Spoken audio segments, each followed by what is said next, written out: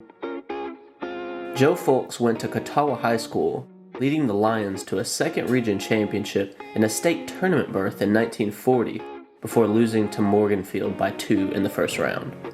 Fulks was on the Kentucky All-Star team his senior year in 1940. The Kentucky High School All-Stars would play Indiana's High School All-Stars, where Fulks would score 18 of Kentucky's 29 points, but would lose the game to Henry Piercy and Indiana's All-Stars.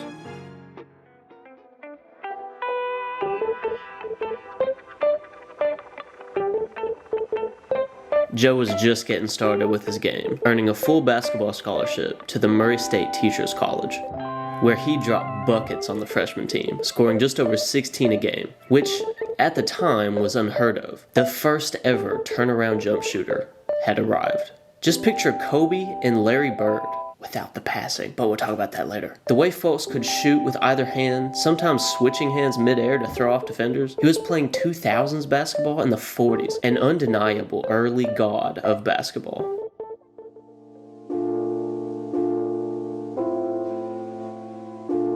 Now as a sophomore, Fulks could play on the varsity team at Murray State. Scoring just over 13 a game, he'd lead the team to a national intercollegiate basketball tournament berth, where the Thoroughbreds would lose in the championship game to San Diego State. In 1942, he'd lead the team to another tournament berth, but would lose by 4 in overtime to East Central State. His last chance at a collegiate title game would come in 1943, as Fulks again would lead his Thoroughbreds to the NAIA tournament. They'd win their first game, making it to the second round against Kansas's Southwestern. At first, things were going alright. Up 10 at halftime, the team just had to keep doing what worked.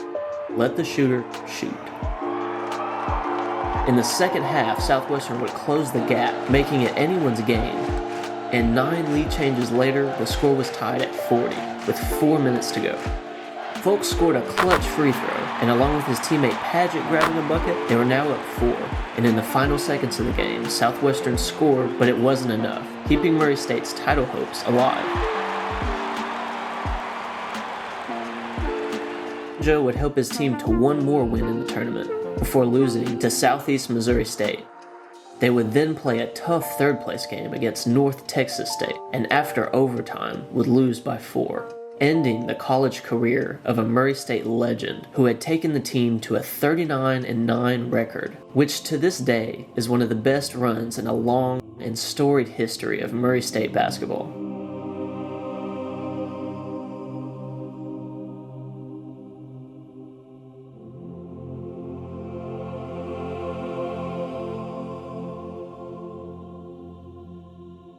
Joe Fulks would be named an NAIA All-American before he was drafted to the Marines. World War II was just heating up, and he'd see action in Guam and Iwo Jima. Though he'd still play ball for the Fleet Marine Force team at Pearl Harbor, and one day, Philadelphia SPA player Petey Rosenberg witnessed Fulks' shooting ability and was so impressed, he persuaded the man running the Philadelphia team, Eddie Gottlieb, to sign him. In 1946, the same year the Basketball Association of America would be created, 25-year-old Fulks returned home from the Marines and signed with the Philadelphia Warriors for $8,000 a year.